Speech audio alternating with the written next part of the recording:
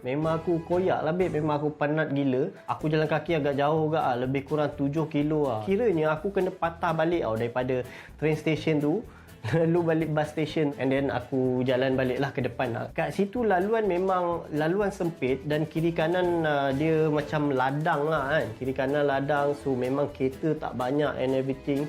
So kebetulan aku fikir time tu memang aku dah penat gila. Aku dah tak boleh nak fikir. Aku macam ni jauh lagi ni kalau aku nak sampai border kan. So sebab aku time tu aku jalan lebih kurang baru 7 kilo 8 kilo lah. Kebetulan ada satu kereta lalu. Time tu memang aku tak ada kertas apa-apa, memang aku tak ada tulis apa-apa, just aku tahan kereta. Memang aku dah tak boleh fikir dah time tu. Dan kereta tu berhenti, aku terus cakap Timisoara kan.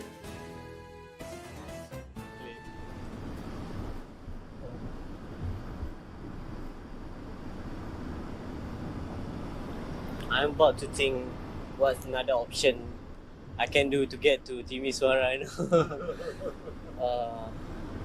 Thank God. So bila dia berhenti tu aku terus cakap Timisoara. Alhamdulillah kebetulan dia orang lokal, orang Serbia lah. Dia nak hantar kawan dia pun dekat Timisoara. Dan dia pun tumpangkan aku macam ya Allah. Lega gila babe. So Alhamdulillah along the way memang aku pun lega. Kita dah sampai border. Then finally aku pun sampai ke bandar Timisoara. Tapi dah agak lewat petang juga lah.